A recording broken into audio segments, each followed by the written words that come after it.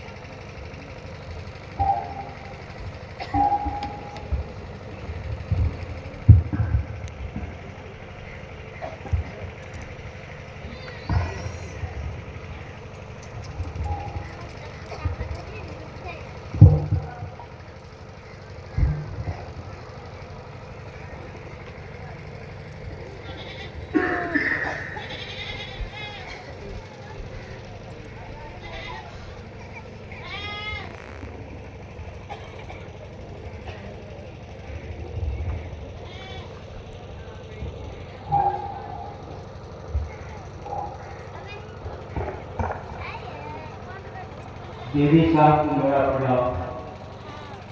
आप समर्थ भाई बहन की चरण में मेरा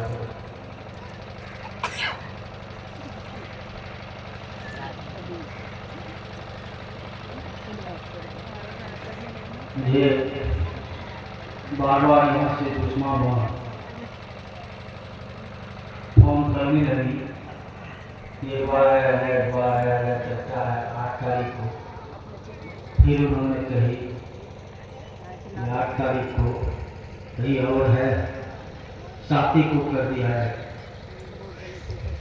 7 को ही इन्होंने तय किया। मैं पूछा कि और भाई लोग दिलीप भाई हैं और भाई लोग सब तैयार हैं, तो मैं प्रयास करूँगा। और अस्वस्थ होने के बावजूद भी मुझे आना पड़ गया। बहुत अस्वस्थ हूँ 2-3 दिन से। और उनको बोल दिए थे भय है इस बात का।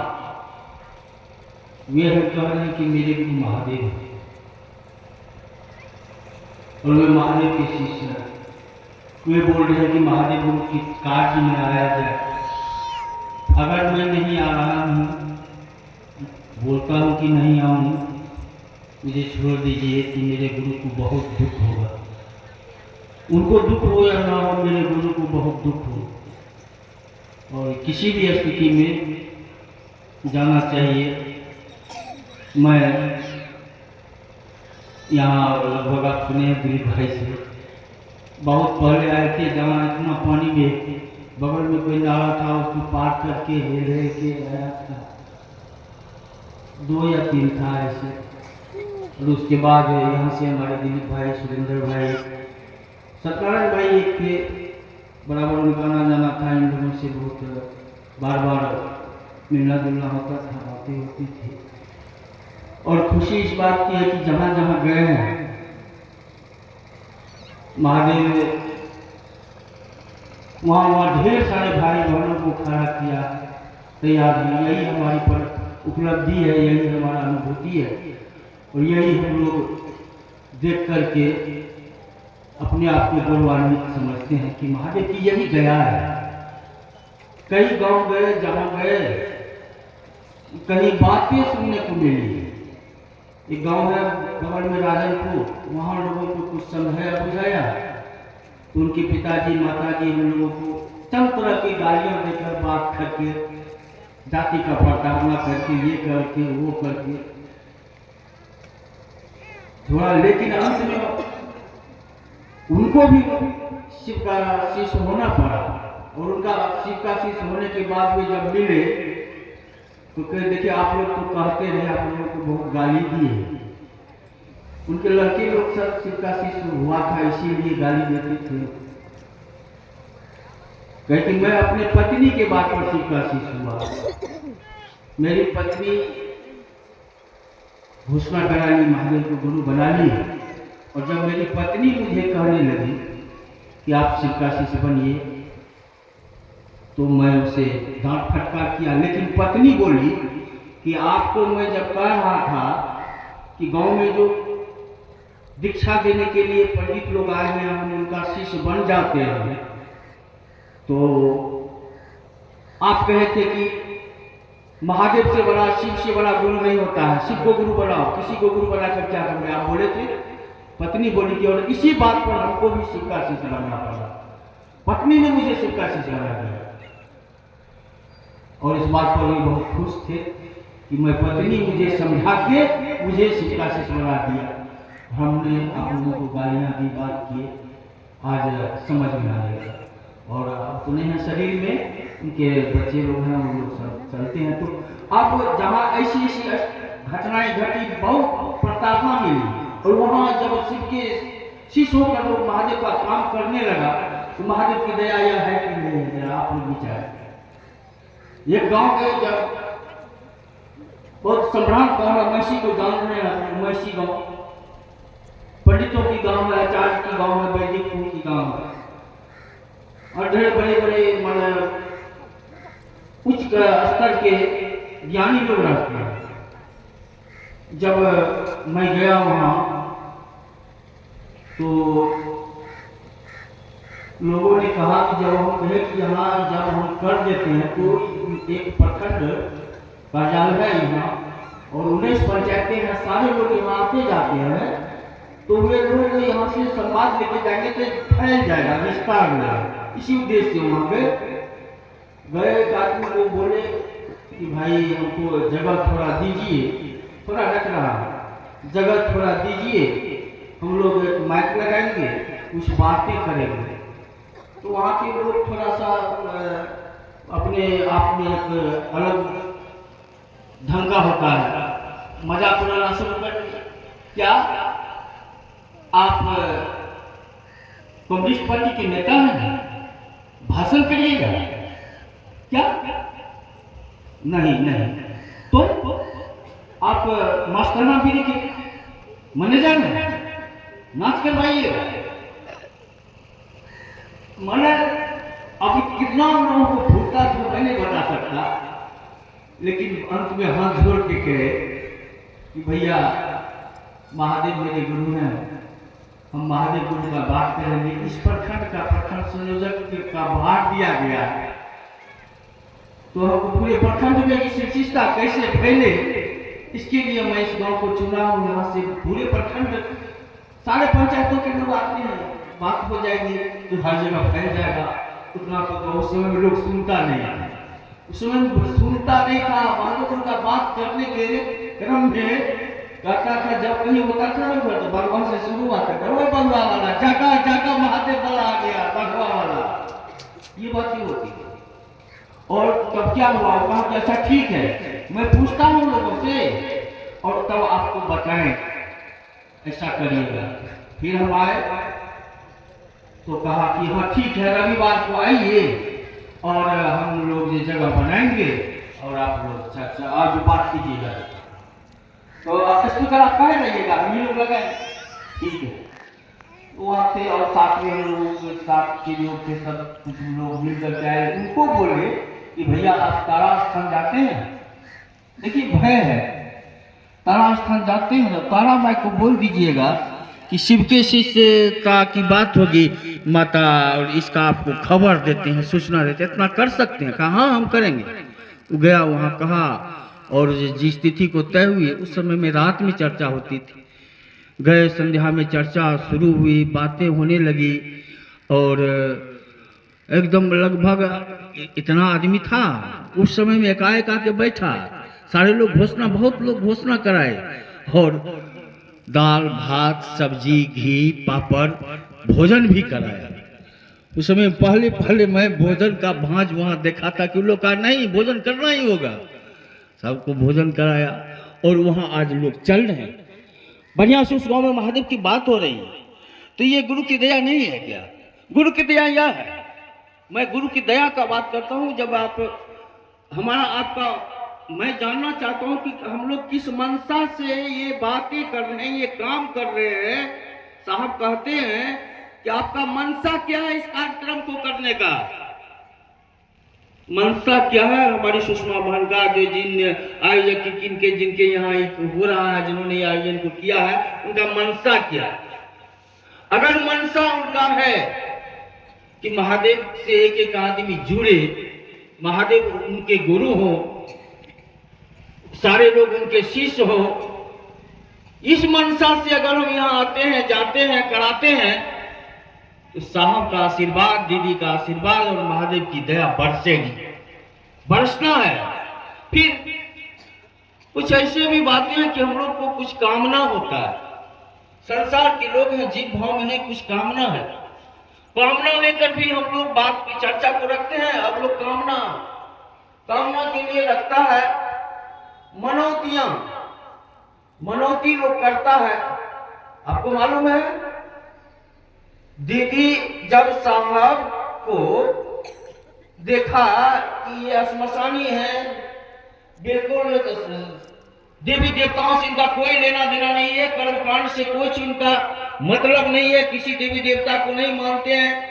मैं कहूं, जब साहब, दीदी तो देवी देवता को मानने वाली थी, और दीदी जब छठ पर्व करके उपवास में रहती थी तो आते थे साहब और कहते थे कि अंडा फ्राई करके लाओ। अब बुझिए, दीदी रहती थी और स्नान करके तब जाती थी घाट पर, ऐसा करते थे, ऐसे थे। दीदी विभिन्न देवी देवताओं से कामना क्या, मन्नतें रखी कि ये अगर भगवान को, शिव को जुड़ जाती, ईश्वर से जुड़ जाते तो ढेर सारे कामनाएं, मनोकामना रख करके कबूला पाती, जिसको हम लोग बोलते हैं, किए हुए थे। और कबूला पाती के क्रम में जब साहब, आप देख रहे हैं कि साहब चमत्कार के लिए सब बोलते हैं हमारे भाई लोग, बार बार आप लोग कहानी जानते हैं हमारी बानाएं साहब के विषय में। यह विशिष्टता और कुछ है नहीं, साहब की स्वानुभूति है, स्वानुभूति है साहब की। अब यहाँ बार बार कि साहब का बात सुनाता हूँ, साहब का बात करता हूँ, आप भजन सुने। साहब की स्वानुभूति है विशिष्टता, और स्वानुभूति के बारे में कहा गया है कि जहां न जाए रवि तहां जाए कवि, जहां न जाए कवि तहां जाए अनुभवी, जहां न जाए अनुभवी वहां जाए स्वानुभवी। साहब जहां पहुंचे हैं स्वानुभूति लेकर, ये संसार में न कभी हुआ था, हमको तो लगता है कि होने वाला है ही नहीं। इसके लिए तो आसमान से बात आई है कि मनवंतरों तक साहब का जो यह प्रक्रिया है, यह मनवंतरों तक के लिए काफी है, मनवंतरों तक के लिए काफी है। मनवंतर का हिसाब किताब लीजिएगा तो गणना बहुत ज्यादा है, मनवंतरों तक के लिए ये साहब की प्रक्रिया काफी है। अब ऐसी बात आ गई, अब चमत्कार के लिए साहब चले हैं श्मशान कब्रिस्तान, आप जान रहे हैं, और श्मशान कब्रिस्तान जाने के क्रम में तो उनको चमत्कार सीखना है। दिल्ली को सर्प बना के उनके शिक्षक उनको चमत्कृत करके उनको प्रसारित किया, और क्या हुआ, अब उसके पीछे लगा है साहब। अब चमत्कार हमको करना है, हमारे पीछे लोग दौड़ेगा, हमको बाबा कहेगा, हम भस्म उठा के देंगे, कहेंगे खुश रहो बच्चा, आपका ये मनोकामना पूरा हो। यही न था साहब के विषय में, साहब का यही था। और ये करते करते करते करते साहब जब इसका आकलन करते हैं श्मशान में, आरा के गांगी श्मशान में, सारा हर जगह छलावा, हर जगह प्रपंच, हर जगह कहीं कुछ नहीं, मिथ्या मिथ्या मिथ्या, हर जगह मिथ्या है, निकृष्ट तंत्र है, उसमें कुछ है नहीं। उसको कहा जाता है, आप उसको ट्रिक बोलते हैं, ट्रिक दिखाता, हर जगह ट्रिक है निकृष्ट तंत्र में। साहब ने देखा और चमत्कार हो गई, शिव उनके गुरु हो गए, शिव उनके गुरु हुए, शिव को गुरु बना लिए, भगवान को गुरु बना लिए। इससे बड़ा चमत्कार और क्या हो सकता है। उनका चमत्कार हो गया। और दीदी अब जब शिव को गुरु बनाए हैं साहब, तो चिट्ठी लिखी है दीदी को कि नीलम मैंने शिव को गुरु बनाया है। चमत्कार बनाए। चिट्ठी लिखी नीलम को, दीदी की उत्साह, दीदी का उमंग, दीदी का जो दिल होगा, दीदी जो किस खुशियां में होगी उसका वर्णन आप लोग कर सकते हैं। और तब दीदी ढेर सारे मन्नतें जो हम रखी थी सब एक फंक्शन हुआ, उसमें सारा चढ़ावा चढ़ाया गया, सारे बातें हुई, खुशियां मनाई गई। मन्नतें मन्नतें, अब मन्नतें लोग दीदी रखी है कि ये शिव के तरफ चले, ईश्वर के तरफ चले, परमात्मा के तरफ चले, भगवान के तरफ चले, मनौती रखी है दीदी। और हम लोग मनौती रखते हैं। अब हम इतने बहने हैं, हमको लगता है कि इसमें से 10% माने 100 में से 10 का भी पति शिव काशी से है कि नहीं, हमको नहीं खबर है, लगता नहीं होता, नहीं हो रहा। हम अपने पति को शिष्य नहीं बना पा रहे, अपने पुत्र को शिष्य नहीं बना पा रहे, अपने बेटी को, पुतोह को नहीं बना पा रहे। चर्चा तो कर रहे हैं, ये हालात तो है, ये हालात है। और दीदी इसके लिए आप मन्नतें नहीं रखेंगे, नहीं कि ये शिव के शिष्य हो जाते हमारे पति तो हमारे आपका चर्चा कराते या ये करते या वो करते। ये नहीं हो रहा है, और चीज के लिए हो रहा है, बीमारी के लिए, फलना के लिए, चिलना के लिए, इसके लिए, उसके लिए। उद्देश्य हमारा चाहत क्या है, हम किस मनोदशा में इस काम को करते हैं, ख्यालात हमारी है, जरूरत इस बात की है। और साहब हमेशा यही बात कहते हैं, आप किस मनोकामना से, किस उद्देश्य से इस कार्यक्रम को रखे हैं, अर्थ रखता है, किस उद्देश्य से चर्चा में आए हैं, मन रखता है। अगर यहाँ चर्चा विधा है, आपको चर्चा विधा है, चर्चा ये हमारे संचालक महोदय की लाचारी है, 3 घंटा समय है, 10-10, 20-20 मिनट देते हैं तो 10 को बोलाएंगे, या 200 मिनट 10 को बोलाएंगे। बाकी हम तो यहाँ 300-400 लोग हैं, तो उनका आना। अब वही जो आए हैं, जिनसे बोलवाए, जिनसे नहीं बोलवाए हैं, तो यहाँ क्या होगा? अरे यहाँ क्या होगा? अब संचालक महोदय का क्या? अब देखिए संचालक महोदय जितने लोगों में से सारे कुछ लोग इस उद्देश्य आते हैं कि हम जाएंगे चर्चा करेंगे, हमको संचालक चर्चा नहीं दिया, हमको फलना भजन गाने के लिए नहीं दिया।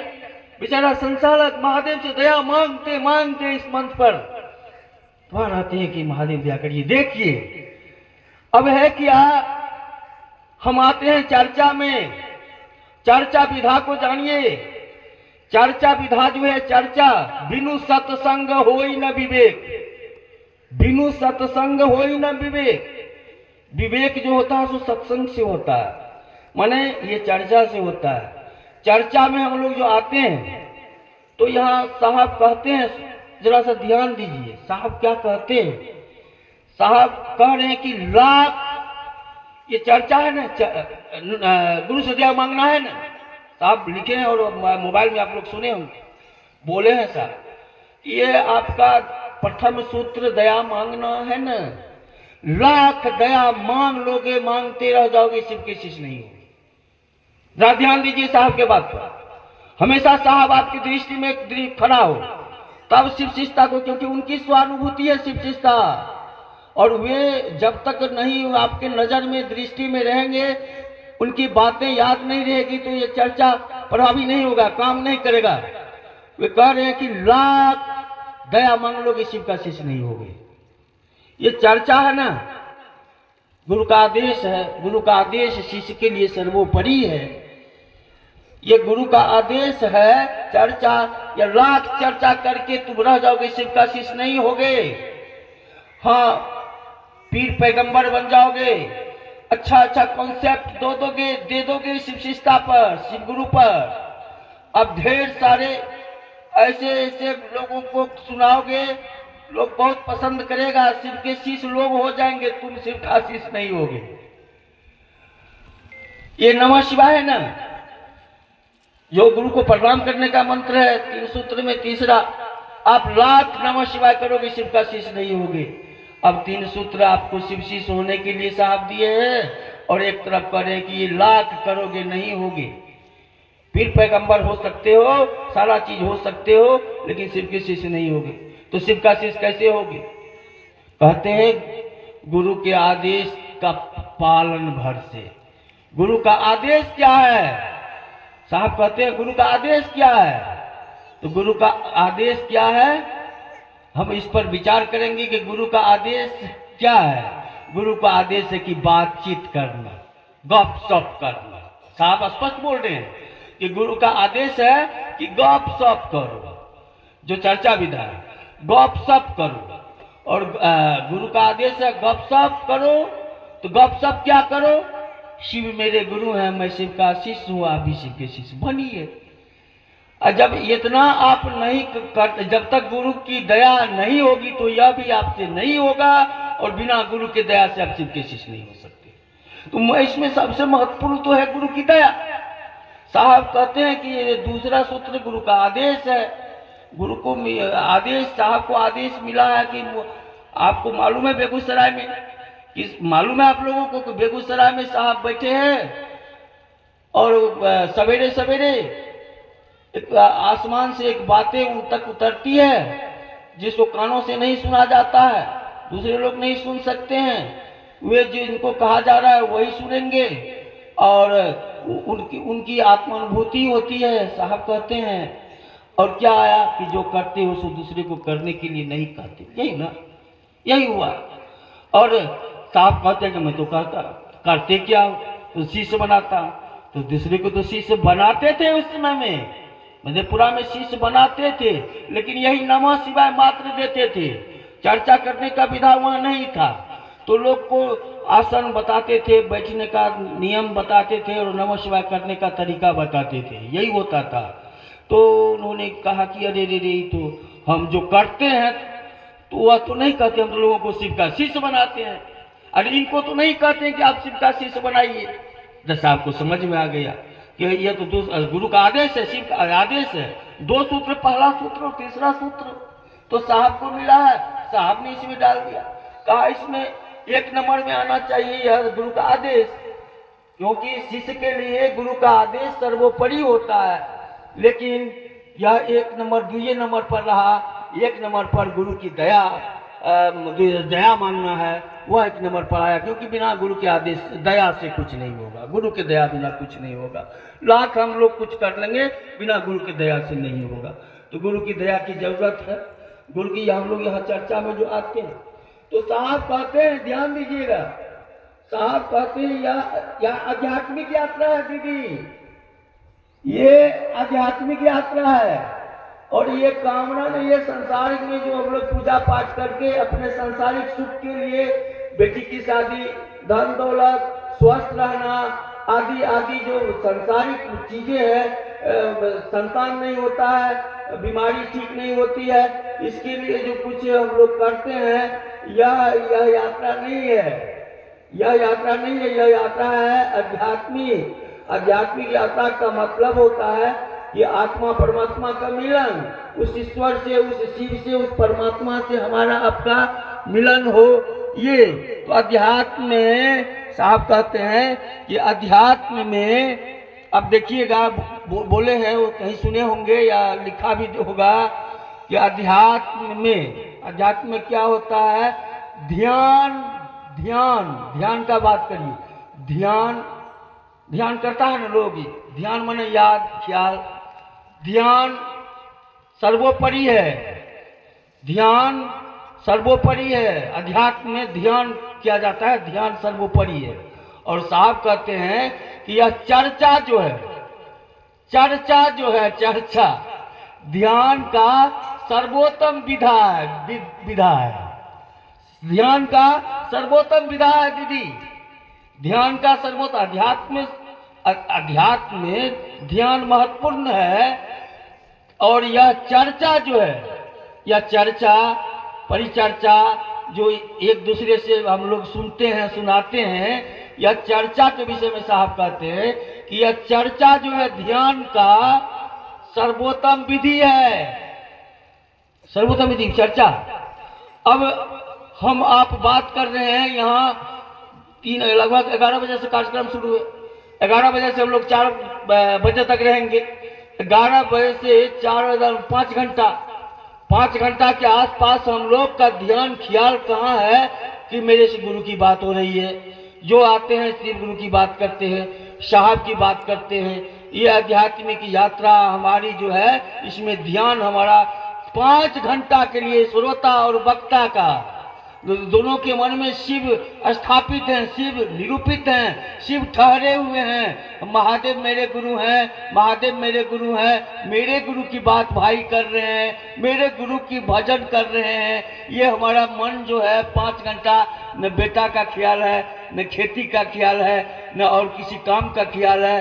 मन यहाँ ध्यान मग्न रहता है। ये 5 घंटे यह ध्यान है। और नमः शिवाय जब करिएगा तो आपका ध्यान भटकता है। नमः शिवाय 5 बार हुआ, बेटा का याद हो गया।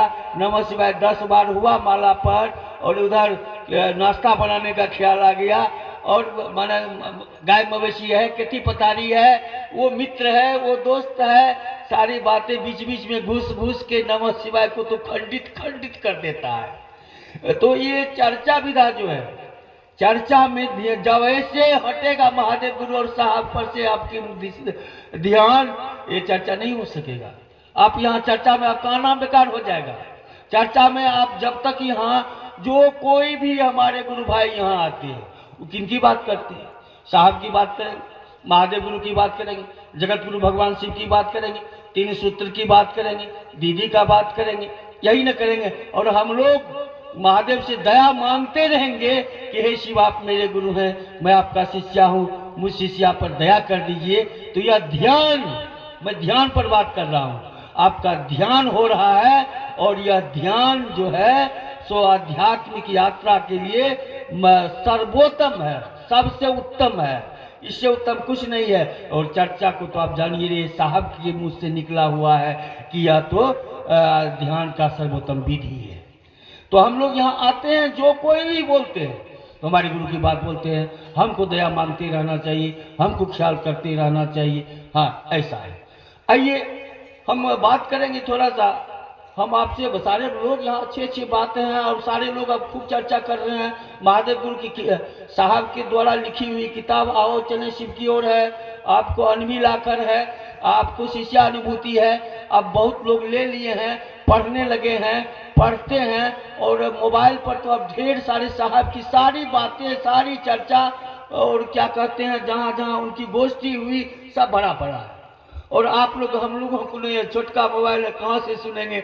जब हम सारे गोष्ठी में बैठते थे तो सारे चर्चा में भाग लिए, तो बस उतना ही हम लोगों को जानकारी है। यहाँ से तो होता नहीं है, किताब जो है उसको थोड़ा देखते हैं। तो कहने का मतलब है कि वे जो कुछ भी है वो आप लोग जानबे करते हैं, आप लोग को समझ में ही है। हम थोड़ा सा बात करते हैं कि ये जो 3 सूत्र है, 3 सूत्र है हम लोगों के लिए। और इस शिवशिष्टता में शिव चर्चा जैसे शुरू हुई है, तो हमारा पारंपरिक भजन है हरा भोला। हमारा उसके बाद क्या भजन है? जागरण भजन। अरे ये हरा भोला और जागरण भजन के विषय में हम लोगों को कुछ माने मतलब जानते हैं कैसे आया? ये हरा भोला की परंपरा क्यों दीदी ने दी? ये जागरण भजन का परंपरा क्यों हुआ? इसका क्या रहस्य है? ये कहाँ से इसमें उद्भव हुआ और इसको कैसे दिया? इतने दिनों से पुराने हमारे गाना है, इसमें से कितने हैं जो दीदी को देखे? हाथ उठाए तो दीदी को दीदी से को देखने वाले लोग कुछ एक बहुत कम लोग हैं। साहब को देखने वाले कितने लोग हैं? साहब को देखने वाले बहुत सारे लोग हैं। हाँ, साहब को देखे। अब तो आप दीदी नहीं मिलेगी, बस उनके फोटो से, उनसे चित्र से ही हम लोगों का दर्शन होता है। और अगर आपको मन में उनका याद है तो वे आपके पास हैं। तो मेरे कहने का मतलब है ये हरा भोला और जागरण भजन जो हम लोग करते हैं, हम थोड़ा इस पर, और ये बात जो हम लोग कंकण बांधते हैं, इसके विषय में हमारी जानकारी। हम शिव शिष्य हैं और शिव शिष्य की जो परंपराएं हैं, उसकी सारी बातों को हम जो अवगत करते हैं, हम जानते हैं।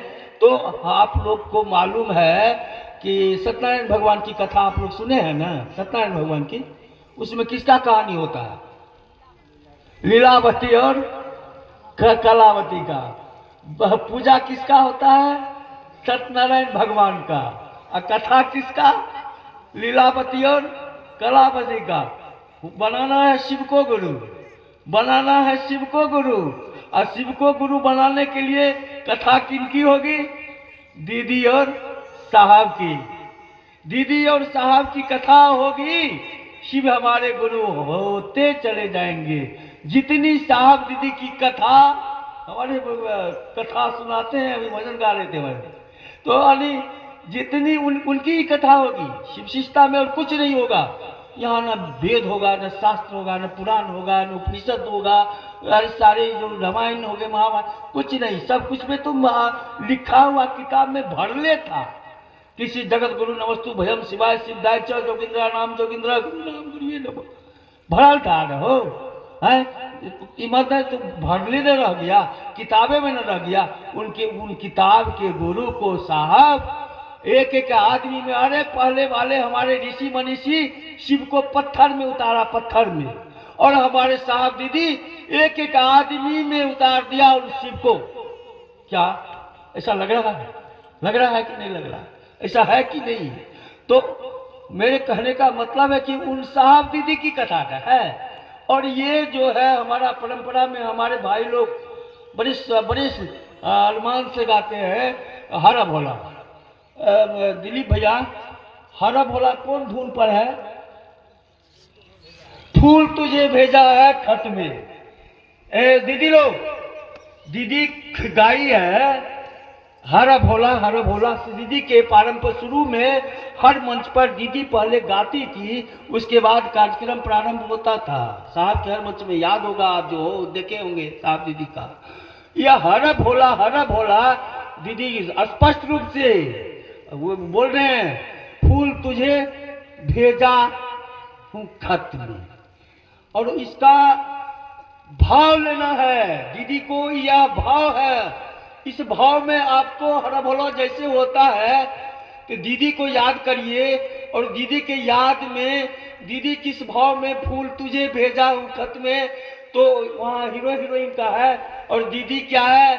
उन शिव से बात कर रही है, उनको कर रही है, उन शिव को कर रही है। और वह पूरा आप सुनिएगा उनसे, हमको तो पूरा पार्टी आता नहीं है। फूल तुझे भेजा हूं खत में। दिलीप भाई से मेरा आग्रह है कि बहना लोगों को वो फूल तुझे भेजा है खत में, उसका पूरा क्या कहा है वो गीतकार, और उस गीतकार के भाव को दीदी ने कैसे शिव के लिए प्रत्यार्पण की है, अर्पित की है, इस भाव को आप लोगों में उतार दे। उस एक एक बात को, फूल तुझे भेजा हूं खत में, फूल मेरा दिल, फूल नहीं मेरा दिल है, क्या क्या है, ये सारे भाव को दिलीप भाई हमारे बहनाओं के बीच में आपको उतार देना है, ताकि वो दीदी के उस भाव में हरा भोला होते ही सारे लोग चले जाएंगे कि उन शिव को फूल तुझे भेजा हूं खत में हरा भोला का पूरा वो धुन है।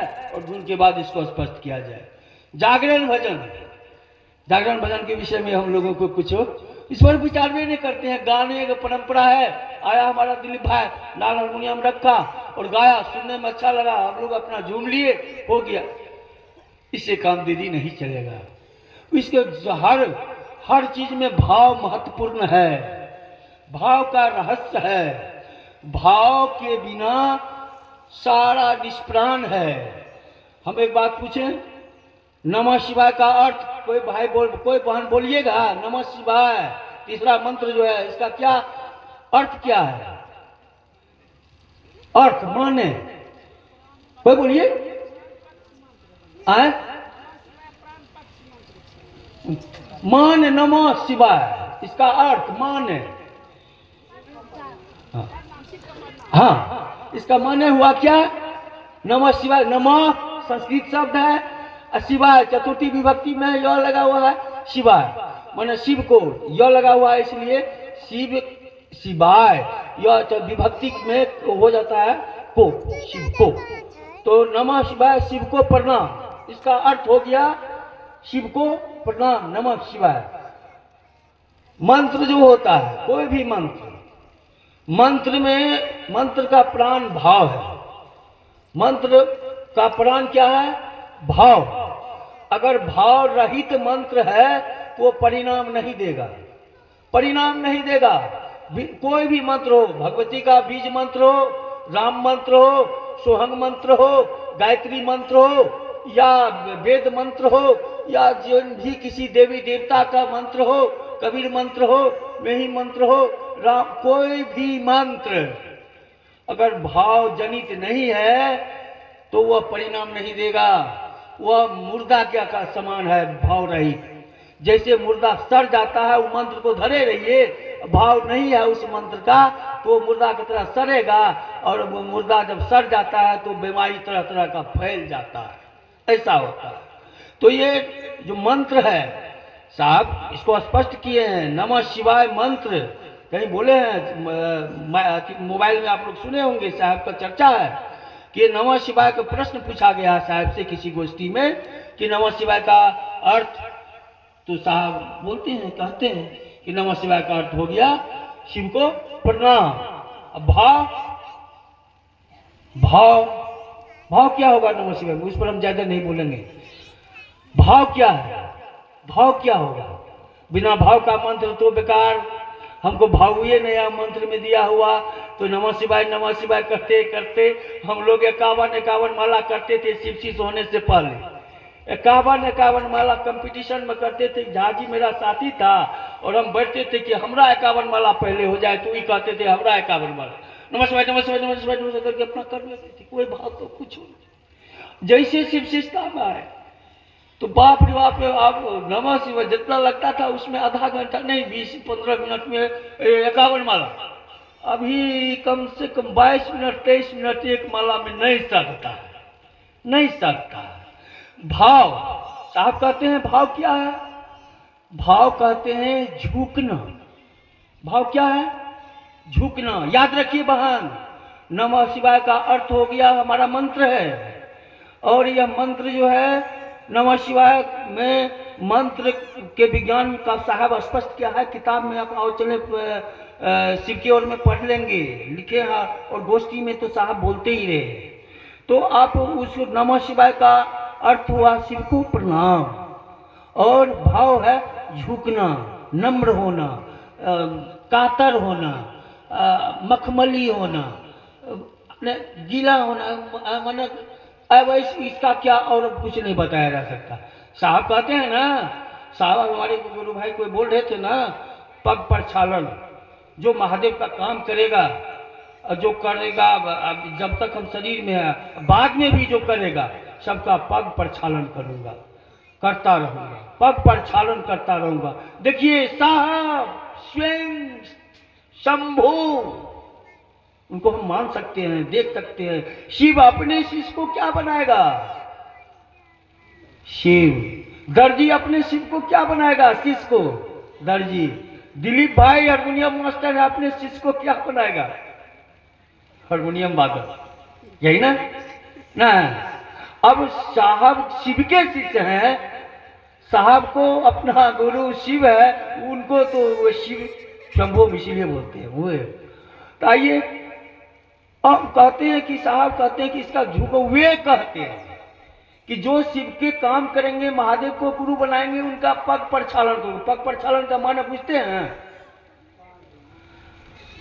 वो बहन सबको पूछना चाहिए। अरे अब अपने यहाँ परंपरा तो है कि नई वधू आती है, नई बेटी आती है, या कोई जो गुरु परंपरा के गुरु आते हैं, उनका पांव खटियाया जाता है, थाली में लेकर जल दे करके उसको धो करके प्रेम से हटाया जाता है। माने पग प्रक्षालन, पांव का धोने का जो विधि है, साबिध पांव पग प्रक्षालन, उसी को बोला गया। तो साहब कहते हैं कि इतना साहब कह रहे हैं कि जो शिव के शिष्य होंगे, जो महादेव को गुरु बनाएगा, जो महादेव का काम करेगा, अब शिष्य बनो और शिष्य बनाओ की तरफ बढ़ेगा, उन सभी का मैं पांव पग पर छालन करूंगा। अब साहब इतने झुकते हैं तो हम लोगों को कितना झुकने का, अब कहीं कुछ हो दिया कहाँ जाएंगे, अब बच क्या गया? अरे वो पग पर छालन का चरणामृत लेंगे, यही न बच गया भैया ना। अब तो यही न बच गया। हाँ, अब तो बच गया कि चरणामृत लेकर के पान करिए और देह पर छिड़किए, यही ना। उससे अब नीचे और झुकिएगा ना, साहब जितना झुके हैं उससे हम लोगों को नीचे झुकना होगा ना। तो साहब जी का जब मंत्र का अर्थ होता है नमः शिवाय का क्या, झुकना, झुकना। साहब से ज्यादा कोई झुक नहीं सकता। साहब तब ना आज संसार में वे शिव हैं, स्वयं शिव शंभु, स्वयं शिव के शिष्य होकर शिव हो गए। अब हम लोगों का है कि हम लोगों को उन्होंने तो आशीर्वाद दिया है। हम लोग एक बार पूछे साहब, सरकार कहते थे कि सरकार में सल्फू यहाँ सोनबरसा के चर्चा में हम लोगों को एक आशीर्वाद दिया गया था। व्यक्तिगत हम बैठे हुए हैं, उनसे संजोग था पूछने की सरकार सोनबरसा के चर्चा में हम लोगों को आशीर्वाद दिया गया था कि जहाँ कहीं भी परेशानी हो, कठिनाई हो, वो हमको स्मरण करेगा, हम मदद करेंगे। तो यहाँ हम लोग क्या करें? तो साहब कहते हैं विशेष परिस्थिति। वो क्या कहते हैं, अब हड़थल भड़थल कह रहे हैं कि जो अपना से होगा यो साहब आप ही आके कर दीजिए, तब तो नहीं न हुआ। विशेष कहे कि विशेष परिस्थिति। साहब को कहे कि सरकार, दूसरा सवाल किए कि सरकार जहाँ जाते हैं ना तो लोग शिव के शिष्य होने के लिए, 3 सूत्र के लिए शिव शिष्य बनूं कि नहीं बनूं यह लोग नहीं पूछता है। लोग अपना परेशानी लेकर, रोग लेकर, संतान के लिए कामना लेकर, नौकरी के लिए, जमीन में झंझट है इसके लिए लोग आता, ऐसा ऐसा बात करता। यहाँ क्या करें? तो कहते हैं कि मेरे पास भेजो, मेरे पास भेजो। साहब किस मनोदशा में कहाँ क्या कहे हैं, तो उनकी हालात है मेरे पास भेजो, मेरे पास भेजो। यानी साहब के पास लोग जाते हैं तो क्या कहते हैं, चर्चा करो, दया मांगो, नमस्कार करो, यही कहे हैं सबको, सबको यही कहे। तो साहब कहते हैं कि मेरे पास भेजो, मेरे पास आप आइएगा तो हम आपको जब किस कहानी बता देंगे साहब की, तो हम मेरे लिए तो मंत्र मूलं गुरु वाक्य, मेरे लिए तो ये मंत्र है साहब का दिया हुआ। आप किसी परेशानी को लेकर आइएगा तो मैं कहेंगे साहब के पास जाओ, हम यही न कहेंगे आपको, क्योंकि साहब की बात है, हम तो आपको कुछ नहीं कर सकते हैं। हम साहब के पास जाओ तो साहब के पास जाने में आपको लगेगा कि कुछ बोल रहे हैं, आपका निदान कैसे हो? साहब के पास तो मन से भी अब जाया जा सकता है, उनके प्रतिमा के पास भी जाया जा सकता है, उनसे प्रार्थना भी किया जा सकता है। वे तो कहते रहे कि अपने गुरु को कहो और महादेव से लो, गुरु को कहो और महादेव से लो। तो हम लोगों को तो लेना है शिष्य भाव, हम लोगों को चाहिए शिष्य भाव। तो शिष्य भाव इसमें उपार्जन करना है शिष्य भाव का। मूल शिव शिष्य होने के लिए तो शिष्य भाव की आवश्यकता है। तो शिष्य भाव जो है, यह शिष्य भाव हम लोगों को कैसे उपार्जित हो, इसी के लिए ना हम लोग इसमें शिष्य बनेंगे और गुरु हमारे शिव होंगे। शिष्य भाव हम लोगों को जरूरत क्या है? शिष्य भाव का, शिष्य भाव का जरूरत है, सबसे आवश्यक है भाव। भाव पर बात हुई है ना अभी, शिष्य भाव। तो भाव के लिए साहब हम लोगों को शिष्य भाव के लिए 3 सूत्र दिए। पहला सूत्र में क्या बोले हैं साहब, लिखे हैं मंत्र में, याद है कि नहीं को? अरे जो हम लोग यही नहीं कहते हैं कि हे शिव आप मेरे गुरु हैं, मैं आपका शिष्य हूँ, शिष्या हूँ, उस शिष्य पर शिष्या पर दया कर दीजिए। लेकिन साहब लिखे हैं क्या शिष्यानुभूति?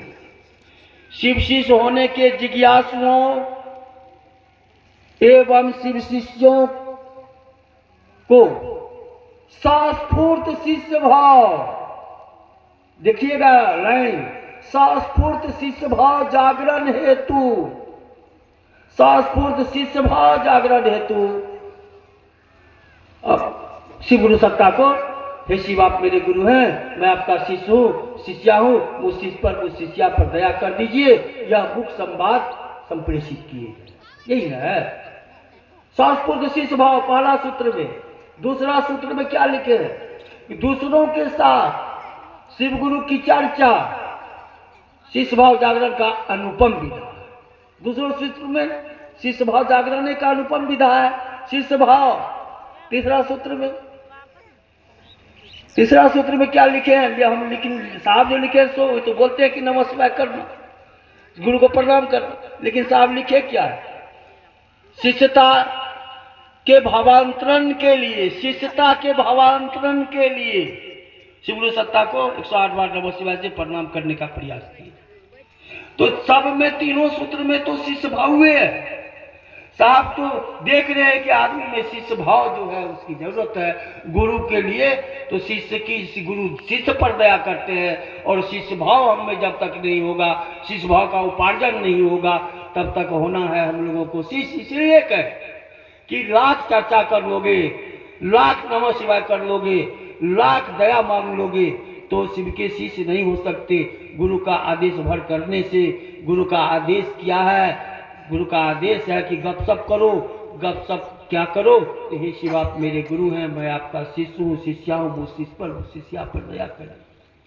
तो हम लोगों के लिए तो पल पल हर जगह साहब कुछ बाकी नहीं रखे हैं। जैसे लोग कह रहे हैं कि ये मेरे भाई पूछेंगे तो हम शिव के दुख हो जाएगा कि आप शिव के शिष्य है कि नहीं है। भैया मुझे क्या पता, मुझे तो पता नहीं, आपके गुरु को पता होगा, आपको पता होगा, तो कष्ट हो जाती है। लेकिन शिव के शिष्य के लिए साहब कसौटी दे दिए, कसौटी दे दिए हैं।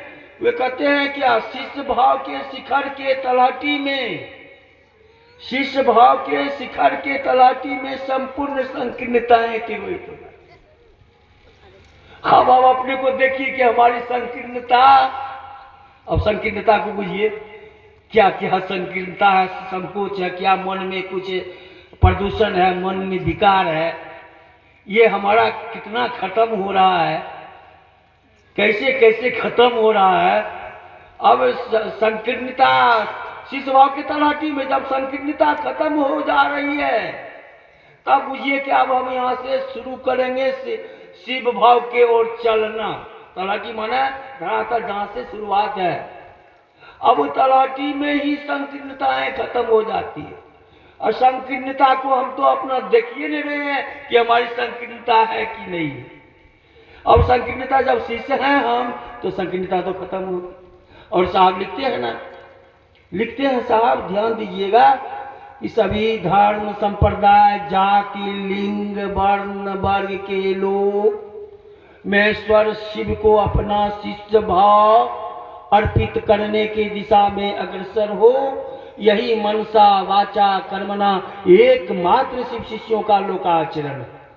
यह भी कर दिया, लिख दिया हर जगह। साहब तो हर जगह आपको आईना दे दिया है, साहब हर जगह आईना दे दिया है। स्मरण रखने की जरूरत है, झांकने की जरूरत है। अपने चेहरा को झांक लीजिए और दर्पण में देख लीजिए कि संकीर्णता की हुई तो हुई।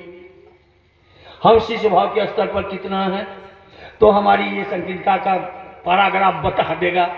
और हम भाई अगर ऐसा कर रहे हैं, सभी धर्म संप्रदाय जाति लिंग वर्ण वर्ग अगर है, तो वहाँ शिव शिष्टता नहीं है।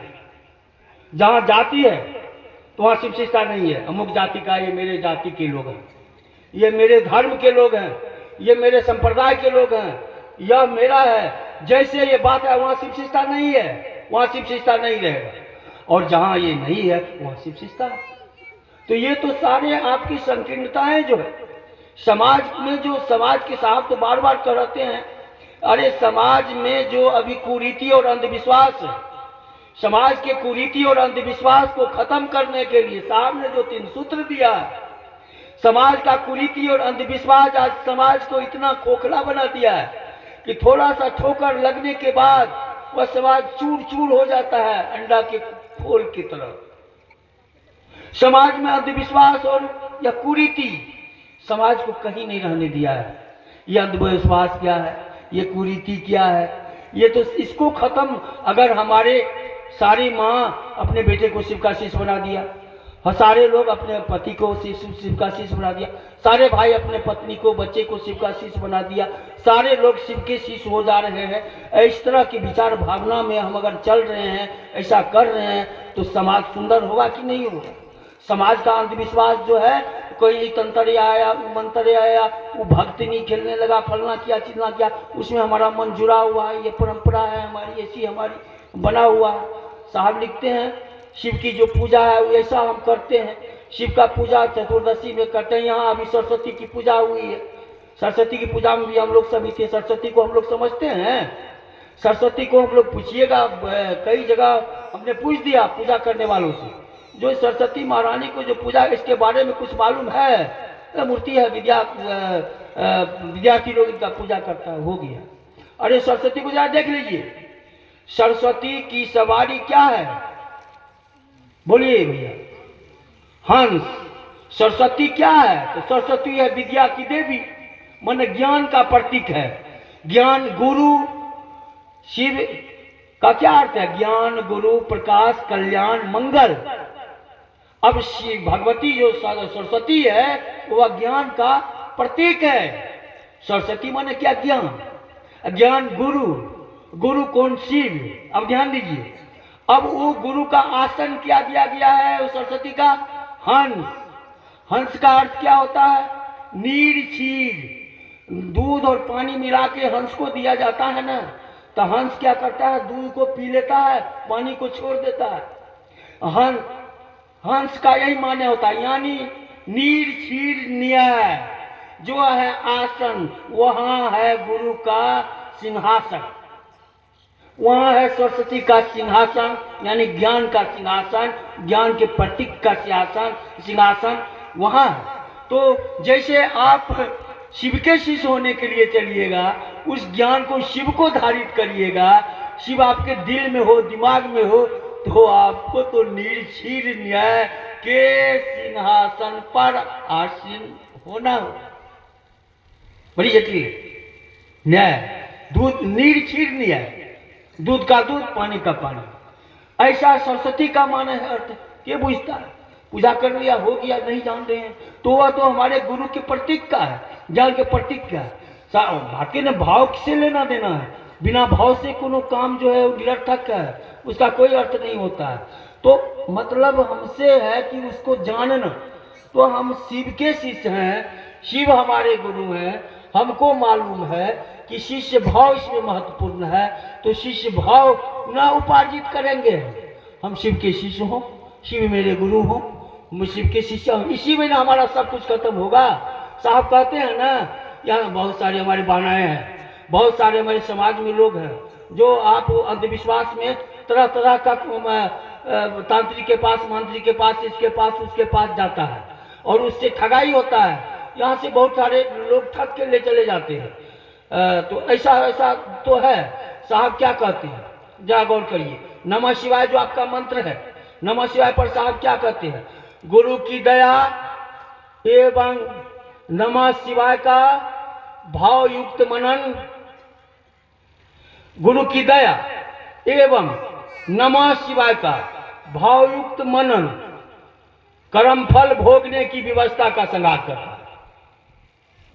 आपके जो दुख हैं, जो संसार में परेशानियां हैं, वह आपका कर्म फल है। न भगवान देता है, न कोई ये देते हैं, न वो देते हैं, न ये आपके कुछ करते हैं, वो कुछ करते हैं, सब आपका कर्म फल है। साहब कर्म फल पर बहुत बात की है।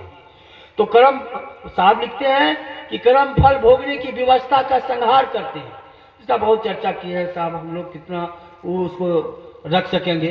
तो कर्म फल भोगने की व्यवस्था, आपका जो कर्म फल भोगने की व्यवस्था का संहार करते हैं। गुरु क्या करते हैं? आपके सारी जवाबदेही लेते हैं। गुरु रोग शोक हरते हैं। गुरु के विषय में तो यह कहा गया है, आप जानते हैं कि जो हराई शिष्य धन शोक न हराई, से गुरु घोर नरक में पड़े। तो गुरु आपके जो शिव हैं और गुरु जो हैं, तो फिर आपको चिंता किस बात की? आप यहाँ वहाँ दौड़ते कहाँ? इसका मतलब है कि शिव को गुरु बनाकर आप जोर से पकड़े नहीं।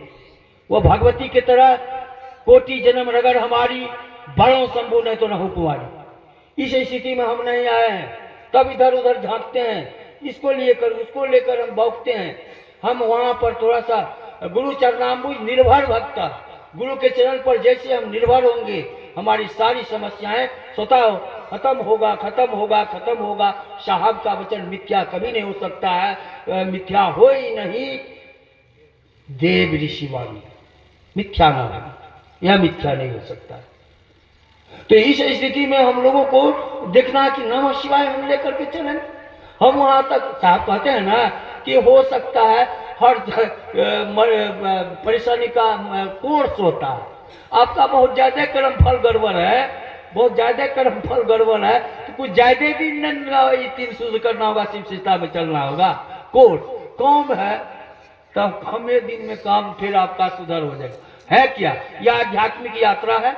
आध्यात्मिक यात्रा में यह कि जब तक आप जिंदा हैं, आप जब तक जिंदा हैं तब तक यह करते रहना पड़ता है, तीनों सूत्र करते रहना होगा आपको, क्योंकि आप आत्मा परमात्मा से मिलने की बात यह आध्यात्मिक यात्रा है।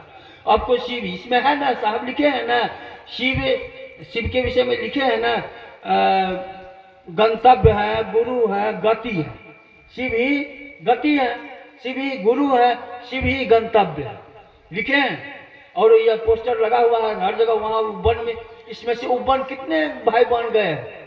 हाँ तो एक बार उबन जाने वाले 1 2 3 2 4, लेकिन उबन को देख करके वहां जैसे जाएंगे, आपका जो एक तरंग है, वहां की जो ऊर्जा है, वह ऊर्जा आप ऊर्जा तो वैसे साहब तो कहें सूक्ष्म अति सूक्ष्म परम चेतन ऊर्जा है शिव। शिव के बारे में कहें सूक्ष्म अति सूक्ष्म परम चेतन ऊर्जा है। वह ऊर्जा हमको आपको मिलेगा और उस ऊर्जा से हम लोग ऊर्जान्वित होकर शिव का कार्य करेंगे, शिव का कार्य करेंगे। जाना चाहिए हम लोगों को। वन में साहब अभी मौजूद मिलेंगे आपको। अगर आप उस दृष्टि से, उस भाव से जाएंगे तो हमारे वन में रहने वाले लोग हैं। कई आदमी को तो कई बार साहब वहाँ सदैव दिखाई दिया और भागा चिचिया कर लो। अब ऐसी ऐसी कहानी भी वहाँ ऐसा है। तो ऐसा होता कि तो इस तरह की हालात है। और इसी स्थिति में हम लोग को लोगों को प्रेरित करना चाहिए, क्योंकि हम लोगों को तो शिष्य बनना है और शिष्य बनाना है। शिष्य बनने के लिए हमको जो करने के लिए हमको बुझाएगा, जितना समझ रहेगा उतना ही ना हम सब करेंगे। और गुरु समझाते हैं हम लोगों को, समझ में तो है नहीं हम लोगों को। तो जब शिव होंगे गुरु, आपके शिव गुरु है शिव, आप शिव से समझिएगा, शिव से सीखिएगा। साहब कहे थे ना आड़ा के गंगे स्मशान में कि अब जो भी मैं करता था सबको छोड़ दिया, अब जो समझाओगे वही समझेंगे, आपसे ही समझना है। मैं ये सब लेकर के जो है बाघ वगैरह वगैरह, ये सांप, ये त्रिशूल, ये जटा लेकर आओगे तो मैं नहीं मानूंगा, क्योंकि बहुत मुझे ठगा है, बहुत धोखा दिया है, बहुत ऐसा मुखौटा बना के लोग ठगा है। आप आदमी बन के आइएगा तो मैं नहीं, क्योंकि बहुत मुझे छला है। आप जो कहिएगा वही करेंगे, आप जो समझाइएगा वही समझेंगे। जब हमको अनुभूति मिलेगी, जब हम हमारा मन को आप समझाइएगा, तब मानेंगे कि आप गुरु, तब मानेंगे कि हम आप गुरु। तो आप इस पर खड़ा होंगे हम लोग, और ऐसे इस दिशा में चलेंगे। और हम लोगों के लिए ये 3 सूत्र जो है वह भाव, शिष्य भाव का उपार्जन के लिए साहब दिए हैं। और इसमें सबसे महत्वपूर्ण अगर पूछा जाए कि शिव शिष्टता में सबसे महत्वपूर्ण क्या है, तो हम लोग क्या जवाब देंगे? शिष्य भाव। क्या जवाब देंगे? शिष्य भाव। शिष्य भाव ही गुरु भाव में परिणत होता है। तो शिष्य पर गुरु दया करते हैं, तो गुरु तो आपके शिव है, तो हमको तो शिव तो है ये हैं, हम लोगों को शिष्य होना है। शिष्य होने के लिए भी बहुत सारे साहब ने आप हम लोगों के साथ उक्ति रख दिए हैं, उस पर हम लोगों को विचार करना है और होना है शिव का शिष्य, बनाना है शिव का शिष्य। आओ चले शिव की ओर। साहब बार बार अपना किताबें लिख के दे दिए हैं, अंतिम में कहे हैं। तो हम लोगों को कम से कम इस शिव शिष्टता के तमाम चीज के बारे में यही चर्चा है कि हरा भोला का क्या भाव है, जागरण भजन का क्या भाव है, जागरण भजन कैसे आया, साहब कैसे मैंने पूजा घर में एक कागज साहब को मिला, साहब कैसे दीदी को ला के दिया, दीदी कही कि मुझे भी कुछ कहना है। और उस जब ऐसा लिखने लगी तो उनके दिमाग में, उनके सामने में शिव के सभी रूप, ये अघुरेश्वर महादेव, कपालेश्वर महादेव, योगेश्वर महादेव आता गया और दीदी लिखती गई थी। उस भाव का स्थिति में जागरण भजन होना और जानना मैंने जब तक अर्थ और भाव नहीं होगा तो वह मंत्र है, महामंत्र है, हरा भोला जागा जागा महादेव, उसके बारे में हम लोगों को भाव से भावित होना है और उसको लेके चलोगे तब देखेंगे कि हमारे इस मंच का और हम जो चाहते हैं कहते हैं लोगों को, लोग शिव के शिष्य नहीं बन रहे हैं। इस गांव में तो हम पूछते हैं कि 1000 से 10,000 से ज्यादा लोग होंगे, लेकिन हम सबको शिव से नहीं बना, हमारे बात को लोग नहीं सुन रहा है, हमारे बात को लोग नहीं समझ रहा है, लोग शिव के शिष्य नहीं हो रहे हैं, शिव जैसे गुरु को लोग गुरु नहीं बना रहे हैं। इसके लिए तो हम लोगों को दया की जरूरत है और हम दया मांगेंगे और शिष्य भाव को अर्जित करेंगे और स्वतः बोलेंगे, चाहे इच्छा करेंगे और लोग शिव के शिष्य होने की ओर चलने लगेगा, और चलें शिव की ओर हम लोगों का होने लगेगा। इसी के साथ मैं अपनी वाणी को विराम देता हूँ। आप सभी भाई बहनों के चरणों में प्रणाम।